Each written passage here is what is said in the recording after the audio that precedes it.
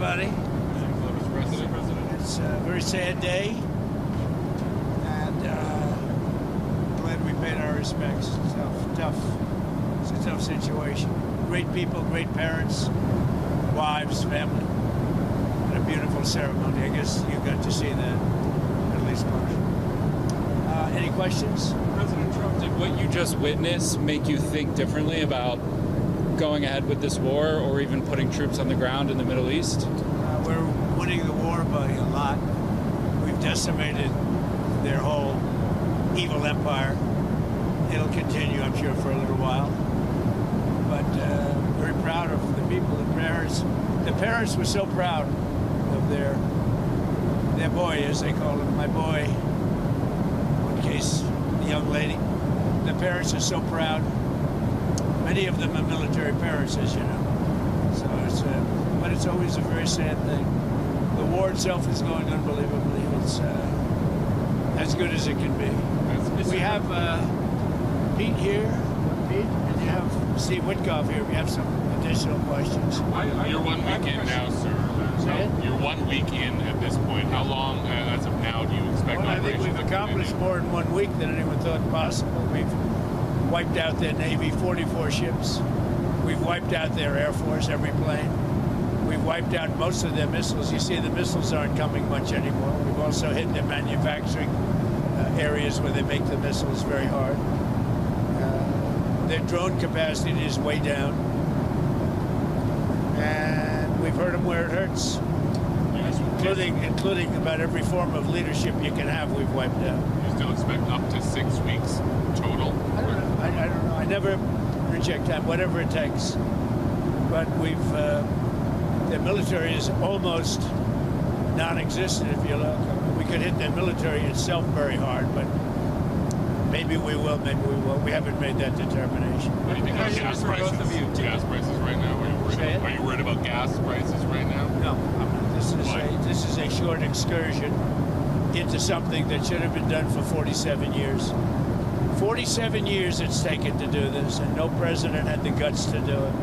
And you're worried you're going to end up coming back to Dover for more of these such dignified transfers? I'm sure I hate to do it, but it's a part of war, isn't it? Who are you with? The Washington Post. Would you say it's a part of war? The deaths are part of war, Yeah, it's part of war. It's a sad part of war. It's the bad part of war. Mr. President, did the United States bomb a girls' elementary school in southern Iran on the first day of the war and kill 175 people? In my opinion, based on what I've seen, that was done by Iran. Is that true, Mr. Hegseth? It was Iran who did that? We're certainly investigating. Still investigating. But the only side that targets civilians is Iran. We think it was done by Iran. Can you give us an Because idea they're of very inaccurate, as you know, with their munitions. They have no accuracy whatsoever. It was done by Iran. Can you give us an idea of what unconditional surrender looks like to you? I mean, what do you want from Iran? I said unconditional, not conditional. I said unconditional. It's where they cry uncle, or when they can't fight any longer and there's nobody around to cry uncle. That could happen too, because we've wiped out their leadership numerous times already. So it's if they surrender, or if there is nobody around to surrender, but they're rendered useless in terms of military. Mr. President, can I ask you what Peter asked you a question yesterday? He said it wasn't the right time in that event, but he was asking whether you have indications of whether Russia is supporting Iran somehow in this. No, I haven't had that. I have had no indication of that whatsoever.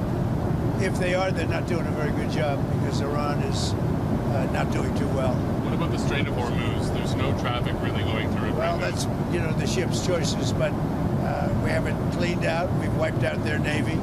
The Navy is now at the bottom of the sea, so that's the choice. This is an excursion. We figured oil prices would go up, which they will. They'll also come down. They'll come down very fast, and we will have gotten rid of a major cancer on the face of the earth. We will have taken out a cancer. Don't forget October 7th. Don't forget all of the things that have happened over the years, all caused by these people. So what we're doing is a great thing, not only for our country and not only for Israel, not only for the Middle East, but for the world. Secretary Bessent announced some moves to temporarily allow certain Russian oil sales to India. Are you considering any other moves, including the SPR? Well, if there were some, I would do it just to take a little of the pressure off. But I think that the oil pressure, but there's a lot of oil. We've got a lot of oil. Our country has a tremendous amount, and there's a lot of oil out there. That'll get healed very quickly. Would you consider using the SPR or tapping into the SPR at some point? Strategic reserve? Yeah. Well, I'm the one that built them up. Biden used them so that he could get some extra votes in the election. It turned out it wasn't even him that ran, it was Kamala. And she obviously didn't get any extra votes because we won in an absolute landslide. So he should have used it for that. He used it to I filled it up, and he brought it down to the lowest level it's ever been. We will start at the appropriate time, which is basically a gut instinct. We will start filling up the strategic reserves. What are the circumstances where you'd send in ground troops? How are you thinking about that? I don't even want to talk about it now. I mean, I don't think it's an appropriate question. You know, I'm not going to answer it. Could there be? Possibly, for very good reason. Have to be very good reason. And I would say if we ever did that, they would be so decimated that they wouldn't be able to fight at the ground level. What are you thinking about the oil facility there? There's an oil facility kind of on the coast of Iran that could be secured by ground troops. There's been some speculation that could be a target. Well, I don't know what the speculation is, but I certainly wouldn't be able to tell you that. I'd be in trouble with myself if I told you that. Mr. President, don't you need ground troops to secure the enriched uranium at the nuclear sites? We're going to find out about that. We haven't talked about it, but it was a total obliteration. They haven't been able to get to it. And at some point, maybe we will. You know, that would be a great thing, but right now we're just decimating them. But we haven't gone after it, but you know, something we could do later on. We wouldn't do it now. Maybe we'd do it later on. You said you want to be involved in the selection of the next leader of Iran. Can you talk to me? Well, because I don't want to just come back every 10 years, and mostly you'll have presidents, that won't do that because they don't get it. But we don't want to come back every 5 years or every 10 years and do this. So we want to pick a president that's not going to be leading their country into a war. Do you have any questions for Pete or Steve? Come on up.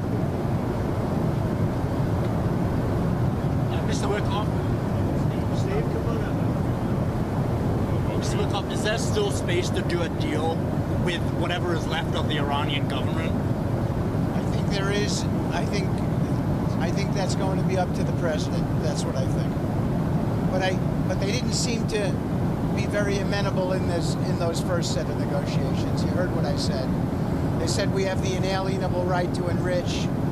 They bragged about having 60% enriched fuel, enough for 11 bombs. And they told me and Jared, we're not going to give you diplomatically what you couldn't take militarily. So, you know, I think they're going to need a change of attitude. What sort of thing do you want to see in a deal? I mean, do you think you have maximum negotiating leverage at this point? I think the president has proved that we have. Iran today accused the U.S. of A lot hitting. of negotiating leverage, maybe maximum, but we're not looking to settle. They'd like to settle. We're not looking to settle. Iran accused The British government has now offered use of the British government has offered use of some bases now, and you had previously said you were very disappointed in them. The 2 aircraft carriers. I mean, about British bases, they You see said. my response that I just put out? I just put out a response. Give me the offer to send 2 aircraft carriers. Maybe, but they're not sure. I just put out a response to them. I said, we don't need them. It's not the right time. It would have been nice to have had them 2 weeks ago, but the response I put out, I think, says it very well for you. Iran today accused the U.S. of hitting a desalination plant in Iran, and they said that might open the door to other strikes on infrastructure, non-military. Allow us to also open the door to other strikes against them. Did you respond to that allegation? Did the U.S. hit the desalination? They are among the most evil people ever on earth. They cut babies' heads off. They chop women in half. What they did, take a look at October 7th. Take a look at what they've done over the last 47 years. So I know nothing about a desalinization plant other than to say, if they're complaining about a desalinization plant, we complain about the fact that they shouldn't be chopping babies' heads off, okay? Mr. Wikoff, have you communicated to the Russians not to send targeting information and other assistance to the Iranians? Strongly said that. And do you believe that they are? I hope they're not. Do you see any evidence? We don't know, but it's not doing very well. If they are, it's not helping much. If you take a look at what's happened to Iran in the last week, if they're getting information, it's not helping them much. What would it mean to you if they were? I mean, even if it's not helping the Iranians particularly much, it's still involving themselves in a conflict that they're not directly. They'd say we do it against them, wouldn't they? Huh? Wouldn't they say that? We do it against them. I don't know. Look, they can give all the information that they want, but the people they're sending it to are overwhelmed. Russia would be overwhelmed too. Anybody would be overwhelmed. We have the greatest military on earth, and I built it in my first term, and unfortunately, I'm forced to use it now. But when you look at what we did with Venezuela, when you look at what we did with the B-2 bombers, that was a very big moment because Iran was going to have a nuclear weapon within 2 or 3 weeks, and that stopped it, and it stopped it cold. And you ask about maybe going back and getting that, something could happen at the right time. Is Iran running out of missiles and drones, or do you expect those counterattacks to continue with their Not only that, manufacturing capability also. We've hit the manufacturing very hard. They're at about 9% of what they sent out in the first 2 days, and we think that's because they don't have that much. We've knocked out about 70% of the launchers. The launchers are a big deal. Very hard to get, very expensive. We want to talk about leverage. With every passing day, we have more and more leverage because we have more and more capabilities. We're hitting them harder and harder, and they have less of an ability to defend themselves. So we're pressing the offensive every single day, creating all the leverage the president needs for the outcome he wants. So it sounds like you think they're running out of what are both of the drones and the missiles. When you look, I mean, they're sending in much less drones. They're being decimated now. You know, at some point, I don't think there'll be anybody left maybe to say we surrender, but they're being decimated. And when you look also, all of a sudden they apologized to the Middle Eastern states that they shot at them. I was very surprised to see they did that, but you mark that down as a victory for us and for the Middle Eastern states, who are really friends of ours. But I guess they're not going to be shooting at them anymore. They apologized, and we'll see what happens. But that's a big loss. That's a surrender right there. I called it a surrender today. When they apologized and said they're not shooting at them anymore, that's really a surrender to those states and to us. Okay, anything else? Some Iranians are concerned that the Kurds will carve out kind of an autonomous region as they did in Syria and Iraq. We're not looking to the Kurds going in. We're very friendly with the Kurds, as you know, but we don't want to make the war any more complex than it already is. No. You've ruled that out? We don't want, I have ruled it out. I don't want the Kurds going in. I don't want to see the Kurds get hurt, get killed. We've had a good relation. They're willing to go in, but I've told them I don't want them to go in. Do you think the map of Iran will look the same? The war is complicated enough without getting the Kurds involved. And do you think the map of Iran looks the same after this is all done?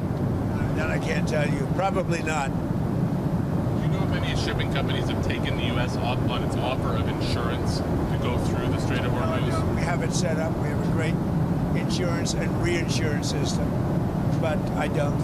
Sorry, when you talk about... When this ends, we're going to have a much safer world, you know that. So, this is a minor excursion, but when this ends, we're going to have a much safer world, and we will have gotten rid of a lot of sick and demented people, the leadership. So we got rid of the one leadership, then we got rid of the second level of leadership. Now they're on their third or fourth level of leadership. And they have leaders right now that nobody even knows who they are. Thank you very much, everybody. Thank you.